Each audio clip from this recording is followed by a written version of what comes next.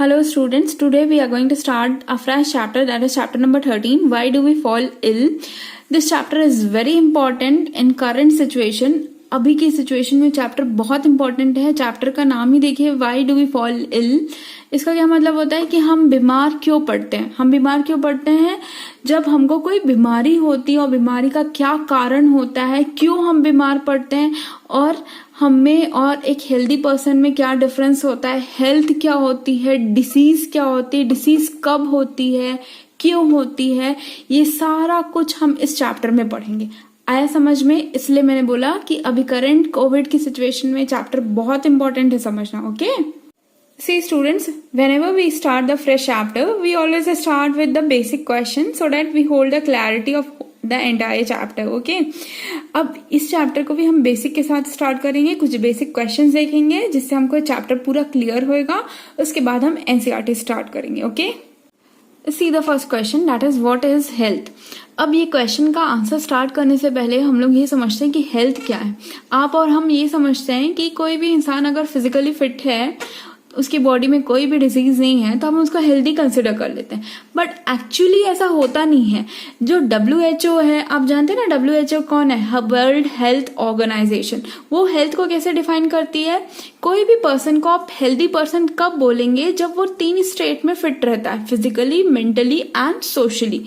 ठीक है, जनरली हम लोग क्या कर देते हैं, हम लोग ये मिस्टेक करते हैं कि हम फिजिकली बस देखते हैं, लेकिन अगर वो मेंटली या सोशली भी फिट नहीं है तब भी हम उसको हेल्दी पर्सन कंसिडर नहीं करते, और उस स्टेट को हम हेल्दी स्टेट भी नहीं कहते. तो एक्चुअली हेल्थ को कैसे डिफाइन किया WHO ने, ये हम देखते हैं. Let us see. Health is a state of being well enough to function physically, mentally and socially well. मतलब हेल्थ एक ऐसा स्टेट है, अगर आप फिजिकली, मेंटली एंड सोशली अच्छे से परफॉर्म कर रहे हैं तभी आप किस पर्सन की कैटेगरी में आएंगे? हेल्दी पर्सन की कैटेगरी में. टेक द एग्जांपल, सपोज आप स्कूल जा रहे हैं. ठीक है, आप फिजिकली फिट हैं, आपकी बॉडी में कोई भी डिसीज नहीं है, लेकिन आपके घर में क्या हुआ था, आपके किसी बात पे आपके किसी रिलेटिव से आपका झगड़ा हो गया, और आप जैसे स्कूल पहुंचे तो आपके माइंड में वही चल रहा है. आप फिजिकली फिट हैं लेकिन मेंटली आपके दिमाग में ये चीजें चल रही हैं. तो सामने जो टीचर पढ़ा रहा है आप उसमें कंसंट्रेट कर ही नहीं पाएंगे, क्योंकि हमारे दिमाग में तो पहले से कुछ और ही चल रहा है. ठीक, तो उस स्टेट में क्या आप हेल्दी हैं? नहीं है. क्यों? क्योंकि फिजिकली आप फिट है लेकिन मेंटली आपके दिमाग में चीजें चल रही है. और सोशली का क्या मतलब होता है? जिस सोसाइटी में हम आसपास रहते हैं, जिन लोगों के आसपास रहते हैं, अगर वहां पे कुछ प्रॉब्लम है तो उस प्रॉब्लम का भी असर हमारे ऊपर पड़ता है. ठीक है, अगर पॉजिटिव असर पड़ता है तो हम हेल्दी स्टेट में जाते हैं, नेगेटिव असर पड़ता है तो हम हेल्दी स्टेट में नहीं जाते. आया समझ में? ठीक है, नाउ यहाँ से हम ये कंक्लूड करते हैं कि सिर्फ अगर इंडिविजुअल बीमार है उस पॉइंट ऑफ व्यू से हम हेल्थ को नहीं डिफाइन करते. हेल्थ को डिफाइन करने के लिए 3 चीजें इंपॉर्टेंट है, that is physical fitness, mental fitness and social fitness. अगर तीनों लेवल में अगर आप फिट हैं तभी आप कौन से पर्सन की कैटेगरी में जाएंगे? हेल्दी पर्सन की कैटेगरी में. समझ में आया? अगर 3 में से एक जगह भी अगर आप फिट नहीं है तब भी आप हेल्दी नहीं कहलाएंगे. ठीक है, see the answer. Health is a state of being well enough to function physically, mentally and socially well. मतलब अगर आप तीनों स्टेट में अच्छे से काम कर रहे हैं तभी आप क्या बोलोगे? ये हेल्दी स्टेट है, और आप कैसे पर्सन है? Healthy person. Okay, see the next basic question, that is question number 2, what is disease?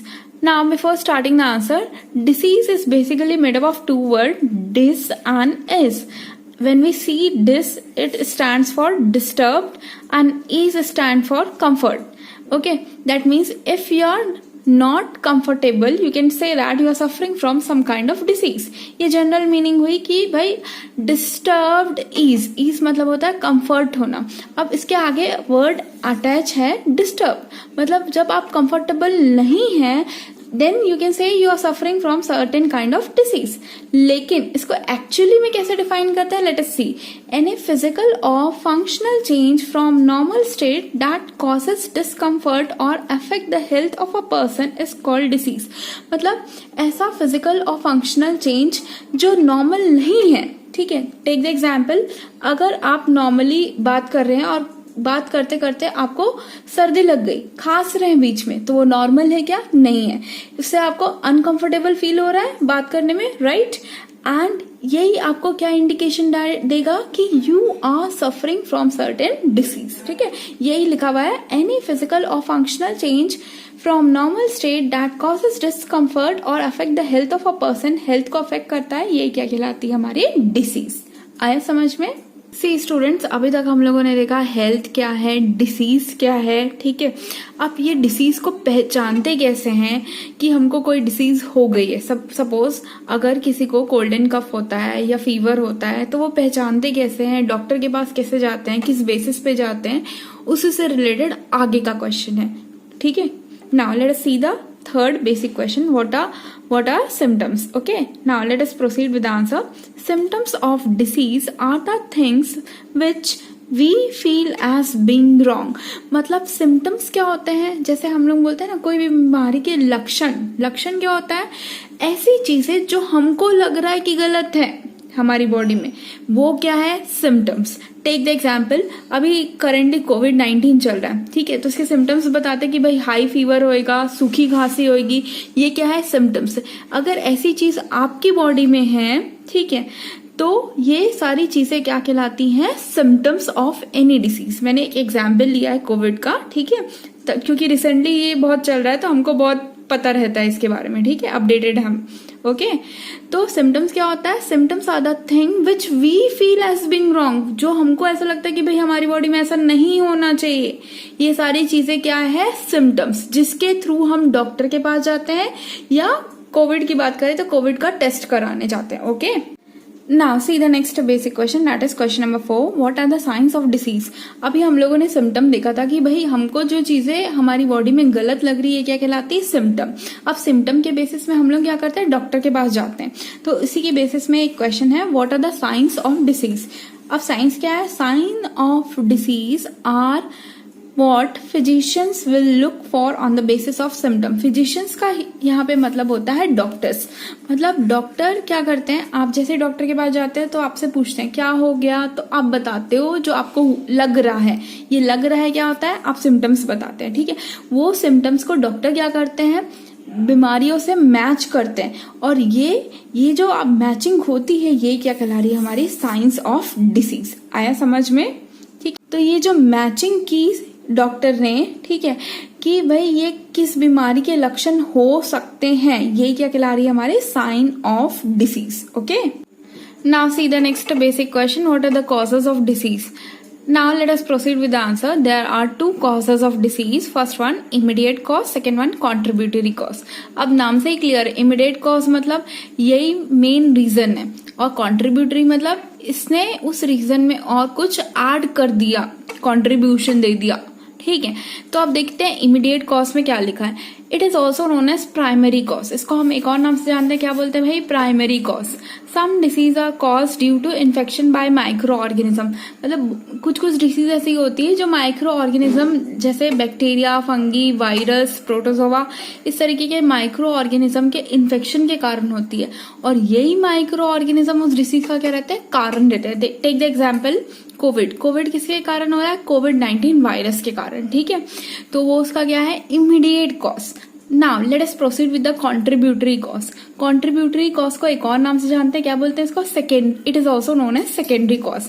आगे देखिए, the micro organism grow well in an unclean environment, genetic factor etcetera also cause disease. Contributory cause मतलब क्या होता है? जैसे कोई भी disease होती है किसी भी माइक्रो ऑर्गेनिज्म के कारण हो रही, जैसे कोविड का एग्जाम्पल लिया था हम लोगों ने, ठीक है? अब कोविड के लिए बोल रहे जा रहे हैं कि भाई आप सोशल डिस्टेंसिंग करिए। अगर वो नहीं करते हैं, ठीक है, तो वो भी उसको क्या कर रही है? ऐड ऑन कर रही है। भाई वो चांसेस बढ़ा रही है कि डिसीज हो सकती है अगर आप सोशल डिस्टेंसिंग नहीं करेंगे। ये क्या है? कौन सा कॉज है हमारा? कॉन्ट्रीब्यूटरी कॉज, जिसके जो हेल्प कर रहा है मेन कॉज को पनपने में, ठीक है?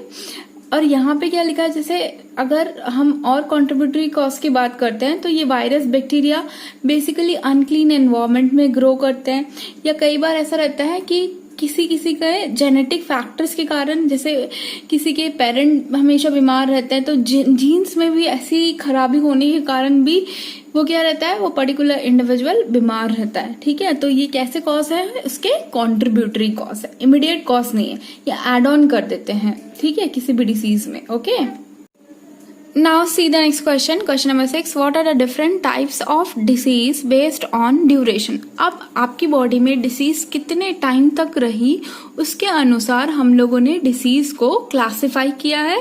बेसिकली 2 कैटेगरी में क्लासिफिकेशन किया गया है। ठीक है, अगर ज्यादा टाइम तक रही डिसीज आपकी बॉडी में तो वो अलग कैटेगरी में, कम टाइम तक रही तो वो अलग कैटेगरी में, और दोनों का नाम रख दिया है। ठीक है, now let us see the answer। Okay, on the basis of duration disease can be classified into 2 categories। Duration के बेसिस में 2 कैटेगरी होते हैं। Fine, late us see the first category. First one, acute disease. पहला क्या, acute disease, जैसे हम maths में पढ़ते हैं ना, एक्यूट एंगल। एक्यूट मतलब क्या होता है, छोटा एंगल। वैसे एक्यूट नाम से क्लियर है कैसी डिसीज, जो आपकी बॉडी में कम ड्यूरेशन तक रह रही है, मतलब थोड़ी दिन रही और उसके बाद हट गई, तो ऐसी डिसीज कौन सी कैटेगरी में आएगी, acute disease. Now let us proceed with the explanation. Some disease last for only very short period of time and this disease are called acute disease. मतलब जो आपकी बॉडी में थोड़े कम समय के लिए रहती है। For example common cold fever. ठीक है, फीवर आता है तो हम 5-6 दिन मेडिसिन लेते हैं, उसके बाद नॉर्मल हो जाता है। ठीक है, एंटीबायोटिक्स लेने के बाद। तो ये जो आपकी बॉडी में कम समय तक रही, ये डिसीज किस कैटेगरी में आएगी, acute disease. Okay, now let us see the next category, that is chronic disease. Chronic में आपने क्या लिखा है, the disease that last for longer period of time are called chronic disease। example cancer, TB.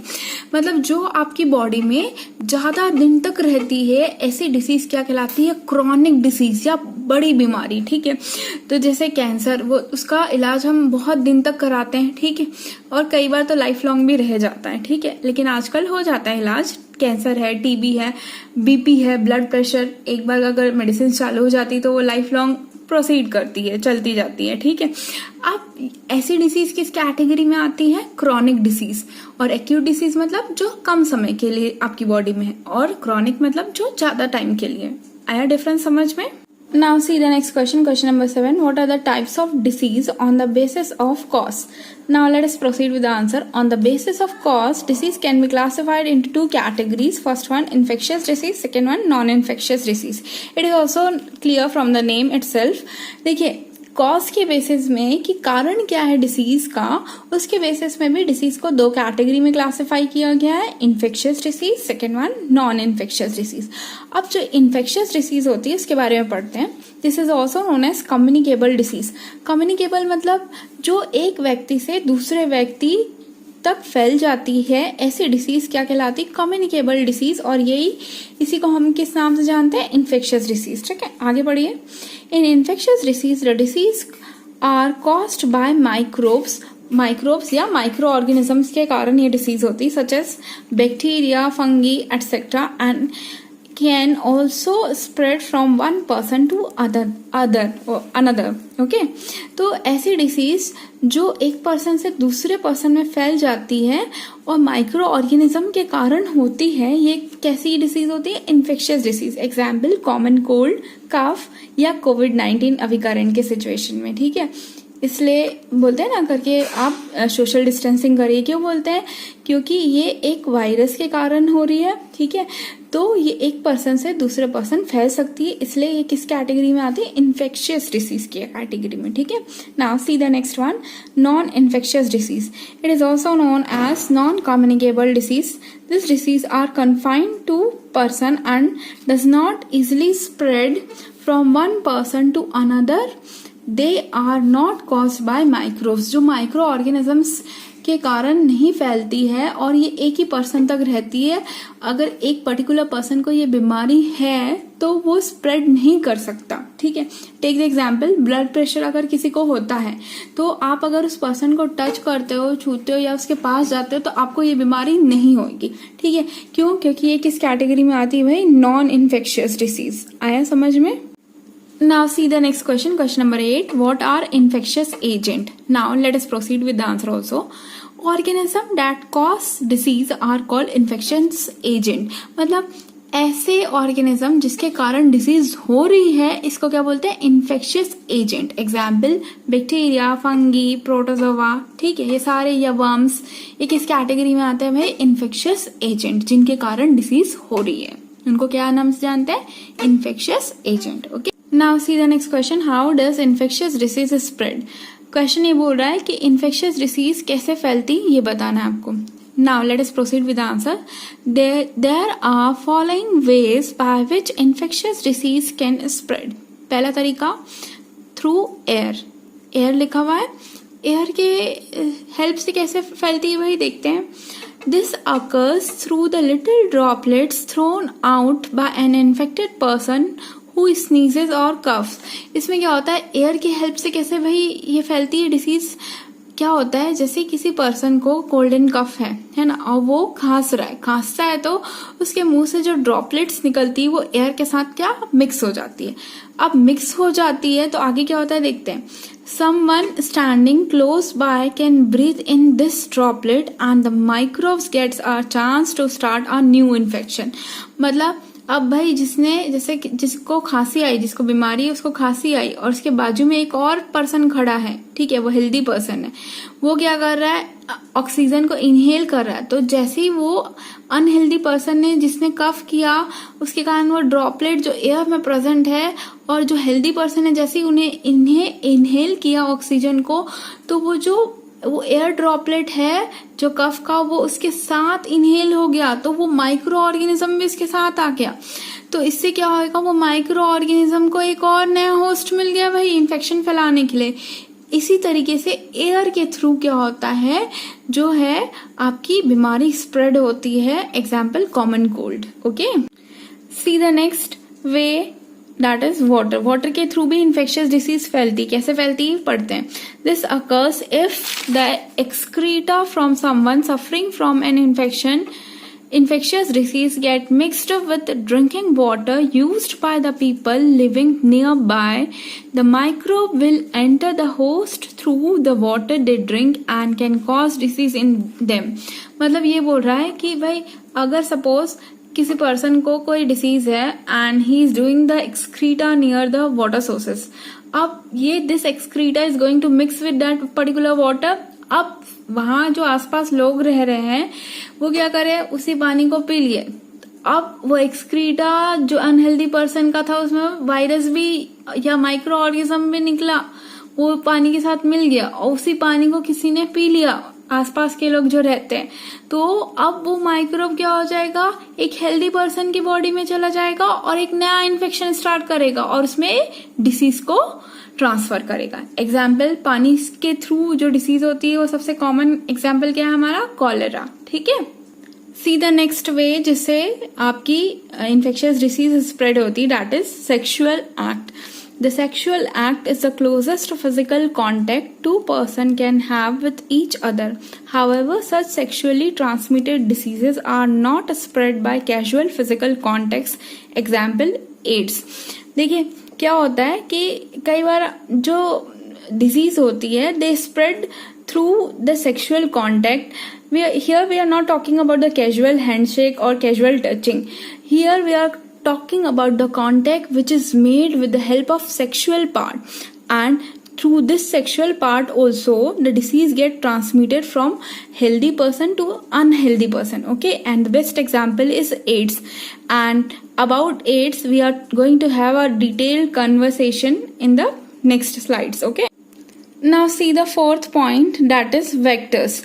Vectors क्या होता है? Vector are another medium through which the infectious disease spread. कैसे spread होती है, वेक्टर होते क्या है, ये इसमें पढ़ते हैं आगे, है ना।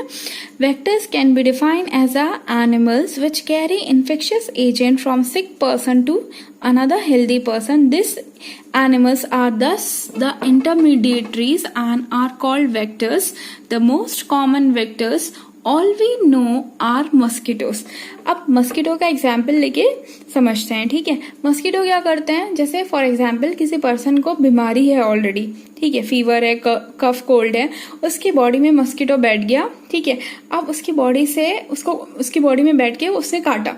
अब काटता है तो क्या करता है, द मस्कीटो टेक आउट और सक्स द ब्लड को सक करता है उसकी बॉडी से, ठीक है, वो जो अनहेल्दी पर्सन है ना, हमने ऐसा एग्जाम्पल लिया कि मस्कीटो अनहेल्दी पर्सन की बॉडी में बैठा है जिसको ऑलरेडी कोई डिसीज है, अब बैठ के वहां पे मस्त काट रहा है तो वहां से ब्लड सक किया, अब ब्लड में ऑलरेडी माइक्रो ऑर्गेनिज्म है, अब फिर वो ही मस्कीटो आपकी बॉडी में बैठा, ठीक है, तो आप तो हेल्दी हो, ठीक है, लेकिन उसने जो प्रीवियसली ब्लड सक किया था उसमें माइक्रो ऑर्गेनिज्म आ गए, अब वही मस्कीटो आपकी बॉडी में बैठेगा तो जो माइक्रो ऑर्गेनिज्म उसने उस पर्टिकुलर पर्सन की बॉडी से सक किया था उसको क्या करेगा, आपकी बॉडी में उसी ब्लड को मिक्स कर दिया, जैसे आपको उसने बाइट किया तो वो ब्लड क्या हो गया, मिक्स हो गया, अब इसी के कारण आपको भी बीमारी होगी। तो ये क्या हुआ, ये इसी पर्टिकुलर इन्फेक्शियस एजेंट जो क्या लिखा है यहाँ पे, which carry infectious agent from sick person to healthy person, इसी को हम क्या बोलते हैं, इंटरमीडिएटरीज, और इसी इंटरमीडिएटरीज को हम क्या कहते हैं, वेक्टर्स। मतलब ऐसे एनिमल जो इन्फेक्शियस एजेंट को एक सिक पर्सन से हेल्दी पर्सन की तरफ लेके जाते हैं, ठीक है, एज अ इंटरमीडिएट काम कर रहे हैं, वो खुद बीमारी के लिए रिस्पॉन्सिबल नहीं है लेकिन वो वायरस को ले जाने का काम कर रहे हैं, रिक्शे वाले के जैसा काम कर रहे हैं, ठीक है, और यही रिक्शे वाला क्या कहलाता है, वही हमारा वेक्टर्स, ठीक है, for carrying the infectious agent they are acting as a रिक्शे वाला, ठीक है। Now see the next question, question number 10, name some disease caused by the following microorganism। अब देखिए कई बार क्वेश्चन ऐसा आ जाता है कि आपको ये डिसीज का नाम लिखा है और पूछा ये वायरस से होती है कि बैक्टीरिया से होती है कि फंगी से होती है, जो डिसीज बार बार रिपीट होते हैं और जो आपके बुक में दिए हुए हैं उसके लिए मैंने ये क्वेश्चन डेवलप किया है जिसमें हम पढ़ेंगे कि भाई कौन सी डिसीज किस टाइप के माइक्रो ऑर्गेनिज्म से होती है, वायरस से होती है कि बैक्टीरिया से होती है, फंगी से होती है, ठीक है। Now let us proceed with the first one, that is virus. Virus is basically responsible for causing disease common cold, dengue, fever, AIDS etcetera. देखो क्वेश्चन कैसा आएगा बेटा, पूछेगा AIDS is cause by dash, virus, bacteria, fungi, protozoa, तो answer will be definitely what, virus, ठीक है।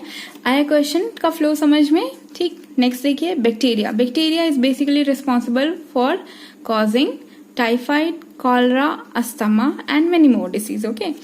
Fungi is basically responsible for causing skin infection. Protozoa it is responsible for the cause of malaria.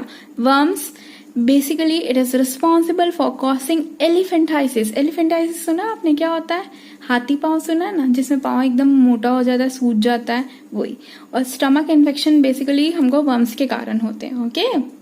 See the next question, differentiate between healthy and disease free, and for the answer we are supposed to have two column. First column heading is healthy and second column heading is disease free, ठीक है। पहला point देखते हैं, we say that a person is healthy, it means that he और she is well enough to function physically, mentally and socially well. किसी भी person को हम हेल्दी कब बोलेंगे, जब वो फिजिकली, सोशली और मेंटली तीनों एस्पेक्ट में बहुत अच्छे से काम कर पा रहा है, तब उस पर्सन को हम क्या बोलते हैं, हेल्दी पर्सन। और डिसीज फ्री कब बोलेंगे, चलिए देखते हैं। When we say that a person is disease free, it means that he or she is only physically fit, but there is no surety that a person will be mentally and socially well. Disease free मतलब क्या होता है कि आप physically तो fit है लेकिन mentally और सोशली फिट है कि नहीं है ये आपको नहीं पता है, उसकी श्योरिटी भी नहीं है, तो उस समय आप क्या बोलेंगे कि that you are disease free, ठीक है। लेकिन हेल्दी होने के लिए तीनों एस्पेक्ट में फिट होना पड़ता है, physically, mentally and socially, okay. See the next point, it refers not only to the individual but also its environment and social and community environment. ये सिर्फ एक इंडिविजुअल से रिलेटेड नहीं होता, हेल्थ उसके सोशल और कम्युनिटी एनवायरमेंट से भी रिलेटेड होता है, क्योंकि मैंने आपको बताया था ना, किसी भी पर्सन को हेल्दी बोलने के लिए वो फिजिकली, मेंटली और सोशली फिट रहना चाहिए, ठीक है। तो अब फिजिकली तो उसकी खुद की बॉडी की बात है, मेंटली उसके दिमाग में जो चीजें चलती है, और सोशली मतलब उसके आसपास जो लोग हैं वो भी अच्छा फ्रेंडली माहौल रहना चाहिए, तब वो इंसान हेल्दी की कैटेगरी में आता है, ठीक है। तो ये सिर्फ इंडिविजुअल को नहीं, उसके सोशल और कम्युनिटी एनवायरनमेंट को भी बताता है, ठीक है। It refers to the individual only, ये सिर्फ इंडिविजुअल की बात करता है, ठीक है। A healthy person, next point देखिए, a healthy person will be energetic. अब देखिए तीनों चीजें सही हैं तो आराम से वो पर्सन डेफिनेटली ज्यादा एनर्जेटिक होगा as compare to disease free person. देखिए क्या लिखा है, a disease free person may not be energetic. अब ये डिसीज फ्री तो है, लेकिन भाई उसके दिमाग में 100 तरह का टेंशन चल रहा है, किसी से झगड़ा हो के आया है, एनवायरमेंट अच्छा नहीं जहाँ रहते हैं, ठीक है, तो वो एनर्जेटिक रह पाएगा क्या? डेफिनेटली नहीं रह पाएगा as compare to healthy person. Okay, now see, a healthy person will be disease free. Healthy person जो है, क्योंकि देखिए वो तीनों एक्सपेक्ट में हम उसको जज करते हैं, फिजिकली, मेंटली, सोशली, तो वो डेफिनेटली आपका डिसीज फ्री भी होगा, क्योंकि हम सोशली भी जज कर रहे हैं। लेकिन अ disease free person may not be healthy. क्यों हेल्दी नहीं होगा? क्योंकि हेल्दी होने के लिए तीनों एस्पेक्ट में फिट होना पड़ता है, और यहाँ पे हम सिर्फ एक चीज देखते हैं, दैट इज फिजिकल फिटनेस, ठीक है। इसलिए अ disease free person may not be healthy. Okay, see the next question, question number 12. What are the causes, mode of transmission and symptoms of AIDS? Now let us begin with the answer. AIDS stands for acquired immunodeficiency syndrome. Now what is the meaning of syndrome? Syndrome, that means it is a collection of symptoms. बहुत सारे symptoms के collection को syndrome बोलते हैं। मतलब ads ऐसी बीमारी जिसमें बहुत सारे सिम्टम्स होते हैं, और उस बहुत सारे सिम्टम्स होने के कारण इसको सिंड्रोम हमसे जानते हैं, ठीक है। इसके फुल फॉर्म में भी आता है ये एक्वायर्ड इम्यूनोडेफिशिएंसी सिंड्रोम, ठीक है। Now let's begin with the next thing, that is causes of AIDS. AIDS किसके कारण होता है? AIDS is caused by a virus HIV। कौन से वायरस के कारण होता है भाई? HIV। HIV का फुल फॉर्म क्या है? Human immunodeficiency virus. Okay, see the next thing, that is modes of transmission. Modes of transmission का मतलब होता है एड्स कैसे फैलता है, ठीक है। बहुत सारे तरीके जिससे फैलता है, लेकिन बेसिकली 4 होते हैं जो हम लोग देखेंगे एक एक करके। सबसे पहला, through sexual contact. This already we had discuss in the previous question, right? Through sexual contact, how it happens, and how the disease get transmitted from unhealthy person to the healthy person. Okay, now see the next one, blood transfusion. ये blood transfusion क्या होता है? Usually क्या होता है, जैसे हमारी body में ब्लड की डेफिशिएंसी हुई, कमी हुई, ठीक है, तो हम लोग क्या करते हैं, ब्लड को ब्लड बैंक से या किसी पर्टिकुलर इंसान से लेते हैं, ठीक है, ब्लड लेते हैं ना, ठीक है, ब्लड की बोतल चढ़ती है, आपने देखा होगा, है ना। तो ये ब्लड ट्रांसफ्यूजन में क्या होता है, कई बार हम ऐसे व्यक्ति का ब्लड हमारी बॉडी में आ जाता है जिसको ऑलरेडी एड्स है। अब उसके ब्लड में वो वायरस प्रेजेंट है, और उसको अगर आप लेते हो तो आप में भी फैल जाएगा। This is the way how the AIDS gets spread through blood transfusion. Okay, use next देखिए, use of contaminated needle. What do you mean by contaminated needle? हमेशा देखिए, आप डॉक्टर के पास जब भी जाते हैं बोलते हैं फ्रेश नीडल यूज करो, या एड्स अगर में भी आपने देखा होगा टीवी एड्स में कि उसमें दिखाता है कि फ्रेश नीडल यूज करना चाहिए इंजेक्शन अगर के लिए। कंटामिनेटेड मतलब ऑलरेडी यूज्ड नीडल को यूज नहीं करना चाहिए, ठीक है, क्योंकि हो सकता है किसी ऐसे पर्सन को लगे जिसको एड्स हो, तो जैसे फिर आपको अगर वो नीडल से इंजेक्शन लगेगा तो आपको एड्स होने की क्या पॉसिबिलिटी हो जाएगी। नेक्स्ट देखिए, from infected mother to foetus. Foetus that means the baby that is present in the womb of mother. Womb of mother मतलब माँ की गर्भ में या कोख में जो बच्चा प्रेजेंट है, उसको कैसे होता है? फ्रॉम इन्फेक्टेड मदर, मतलब अगर माँ को ऑलरेडी एड्स है तो ये पूरे चांसेस हो जाते हैं कि बच्चे को भी एड्स आए जो माँ के गर्भ में प्रेजेंट है। ओके, नेक्स्ट देखिए, सिम्टम्स ऑफ एड्स। अभी मैंने आपको बताया ऊपर, एड्स को सिंड्रोम डिसीज कहते हैं। क्यों बोलते हैं? क्योंकि कलेक्शन ऑफ सिम्टम्स है, लेकिन जो कुछ बेसिक सिम्टम्स रहते हैं, बहुत सारे सिम्टम्स है ऐसे तो, लेकिन कुछ बेसिक सिम्टम्स है, इनके बाद कहते हैं that is sweating in night. मतलब नाइट में बहुत ज्यादा स्वेट होता है, वेट लॉस होता है। और देखिए नेक्स्ट क्या है, डिक्रीज काउंट ऑफ प्लेटलेट्स। अब ये प्लेटलेट्स का क्या काम है? जैसे हमारा को अभी भी कोई एक्सीडेंट होता है तो ब्लड वहां से अगर निकल रहा है कोई भी बॉडी पार्ट से, तो तुरंत ब्लड रोकने का काम कौन करता है? प्लेटलेट्स, ठीक है। इसमें क्या होता है कि आपकी बॉडी में प्लेटलेट्स ही कम हो जाती है। जैसे आपकी बॉडी में कोई भी कट लगा और आप एड्स आपको है तो वो कट जो है उसमें ब्लड जो है वो सॉलिडिफाई नहीं होता, रुकता नहीं है, ऑलरेडी बहते जाता है। इसलिए यहाँ लिखा है डिक्रीज काउंट ऑफ प्लेटलेट्स। क्यों बहते जाता है? क्योंकि उसकी बॉडी में किसकी कमी हो गई? प्लेटलेट्स की कमी हो गई, जिसके कारण ब्लड क्या सॉलिडिफाई नहीं हो पाता। Okay, See the next question, question number 13. What is vaccination? This is very important in today's scenario, जहाँ हर देश लगा हुआ है कि कोविड-19 की वैक्सीन आ जाए और हमारी इस प्रॉब्लम का हमको एक सोल्यूशन मिल जाए। ठीक है, तो ये वैक्सीनेशन क्या होता है, वैक्सीन क्या होता है, ये इस आंसर के थ्रू हम लोग पूरा बहुत अच्छे से समझेंगे। ठीक है, अब बेसिकली क्या होता है, इसको समझने, इस आंसर पे जाने से पहले हम कुछ इसके चीजें समझते हैं। ठीक है, सपोज अगर किसी पर्सन को कोविड-19 का वायरस हिट करता है तो या उसमें अटैक करता है तो क्या होता है, उसकी बॉडी का जो इम्यून सिस्टम है, इम्यून सिस्टम समझते हैं, जैसे हमारी कंट्री के आगे डिफेंस सिस्टम रहता है ना, जैसे कोई भी अगर एनिमी कंट्री आती तो सबसे पहले बॉर्डर में वो लोग लड़ते हैं, वैसे हमारी बॉडी के अंदर जो डिफेंस सिस्टम है वो क्या, हमारा इम्यून सिस्टम। अब सबसे पहले लड़ाई कौन करता है? वो लड़ता है, आपकी बॉडी का इम्यून सिस्टम। अगर वो हार जाता है तब वो पर्टिकुलर पर्सन की बॉडी में कोविड का वायरस अटैक करता है। ठीक है, इतना समझ में आया? सी स्टूडेंट, यहाँ पे बहुत इंपॉर्टेंट बात है कि आप किसी से भी अच्छे से कब लड़ पाते हैं, जब आपको उसकी स्ट्रैटेजीज पता है, सामने वाला आपके ऊपर अटैक कैसे करेगा, आप इससे फैमिलियर हैं कि भाई ये इस तरीके से अटैक करता है तो हम अपनी तैयारी उस तरीके से रखेंगे। तो वो प्रायर तैयारी आपके शरीर में रहे ताकि आप लोग जीत सके, इसके लिए ये प्रोसेस है क्या, वैक्सीनेशन। इसमें क्या करते हैं, देखिए, it is a term coined bye Edward zener. किसने दिया था इसको? एडवर्ड जिनर नाम के एक साइंटिस्ट ने। आगे देखिए, it is a process of inserting killed और weakened microbes into body for developing resistance against a particular disease.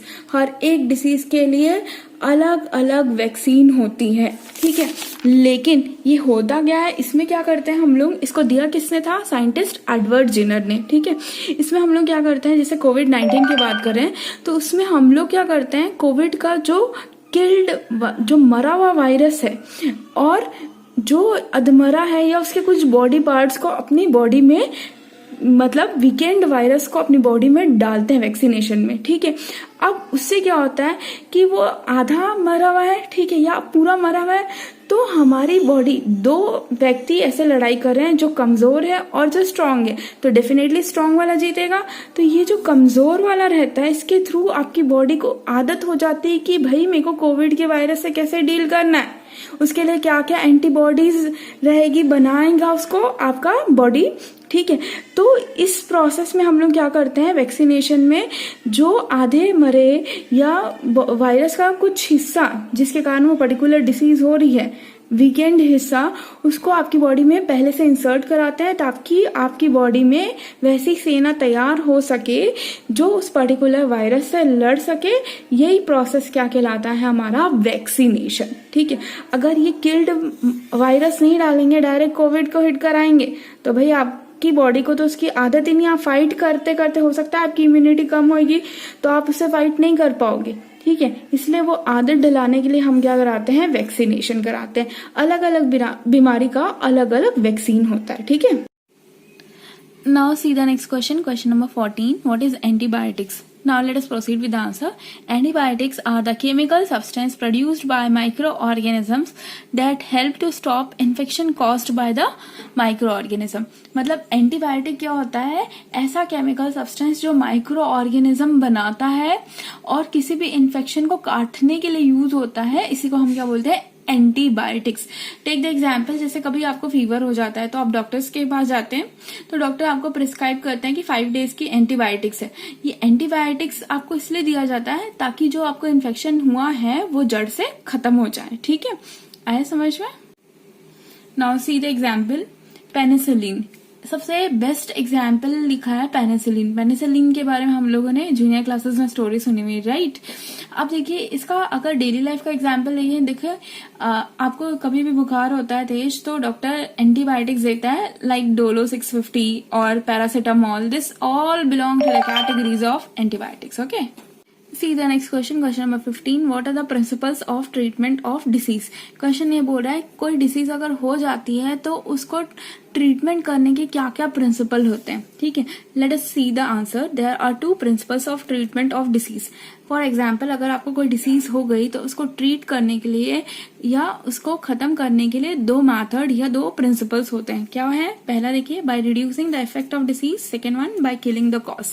Reducing the effect of disease मतलब फॉर एग्जाम्पल आपको बुखार सा लग रहा है तो आप क्या करते हैं, एक दिन रेस्ट करके देखते हैं. ठीक है, रेस्ट से कई बार होता है कि उस पर्टिकुलर जर्म से आपकी बॉडी का इम्यून सिस्टम पहले लड़ता है, मैंने बताया था. ठीक है, तो इम्यून सिस्टम लड़ता है और जब तक वो लड़ रहा है आप अगर आराम करें और वो इम्यून सिस्टम अगर जीत जाता है तो वो डिजीज आपको अटैक नहीं करती है. यही लिखा है, by reducing the effect of disease. Reduce कैसे कर सकते हैं? आराम करके. ठीक है, और उससे रिलेटेड कुछ चीजें परफॉर्म करके. ठीक है, अब बाय किलिंग द कॉज मतलब कैसे किल करेंगे उस डिसीज को. अगर आपको आराम करके भी अच्छा नहीं लग रहा तो आप लोग क्या करते हो, डॉक्टर के पास जाते हो. ठीक है, तो डॉक्टर आपको क्या देता है, एंटीबायोटिक्स अगर देता है बुखार अगर की. ठीक है, तो उससे डायरेक्ट जो माइक्रोब आपकी बॉडी में एंटर किया उसी को डायरेक्ट हिट करके किल किया जाता है through antibiotics. Right, okay. See the next question number 16, and this is the last question. What are the ways of preventing disease? मतलब अगर आपकी बॉडी में डिसीज हो जाए तो उसको हटाने के क्या क्या तरीके हैं. देखिए answer, let us see the answer. There are 2 ways of preventing disease.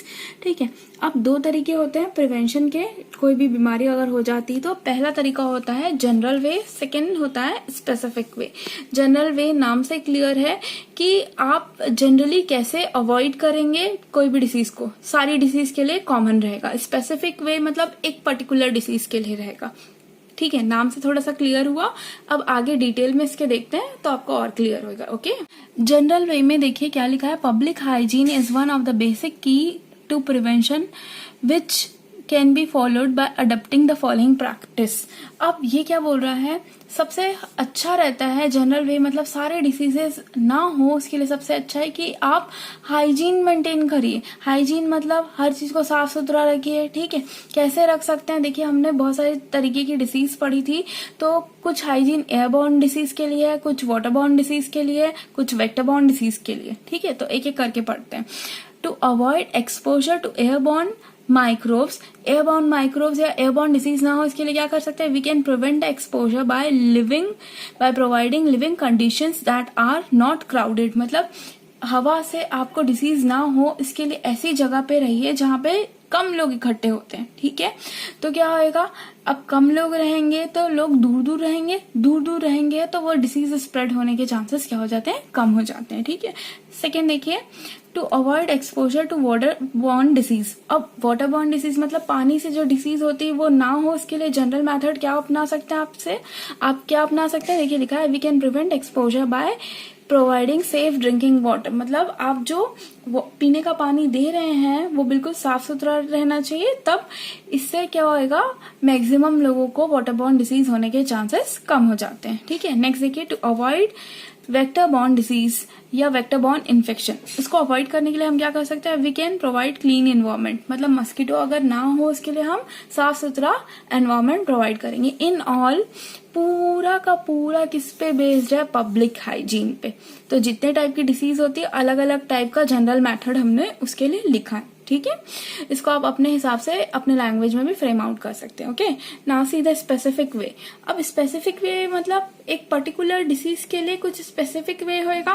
वो स्पेसिफिक वे क्या हो सकता है, मैंने बताया था ना आपको, through vaccination we can boost our immune system. देखिए यही लिखा है, with the help of a strong immune system. Immune system is a defence mechanism of our body. Immunization is a process of developing immunity against a particular disease. कई बार ऐसा होता है कि हमारी बॉडी में इम्यूनिटी वीक रहती है तो उस इम्यूनिटी को स्ट्रॉन्ग करके भी हम एक पर्टिकुलर डिसीज के लिए लड़ सकते हैं. टेक द एग्जाम्पल, कोविड-19 के लिए बोला गया, आयुष मंत्रालय बोलता है कि काढ़ा पीजिए. रोज काढ़ा पीने से क्या होता है कि उस पर्टिकुलर डिसीज के लिए हमारे बॉडी में इम्यूनिटी डेवलप होती है. ठीक है, और एक और वे है कि उस पर्टिकुलर डिसीज को डील करने के लिए वो क्या है, through vaccination. Also that also come under the category of specific way. Okay, see students, total 16 question है इस चैप्टर में, जिससे हमको ये चैप्टर बहुत अच्छे से समझ में आ जाएगी कि चैप्टर में क्या बोला गया है। ठीक है, इसके अलावा एनसीईआरटी क्वेश्चन हम नेक्स्ट वीडियो लेक्चर में प्रोवाइड करेंगे। ओके।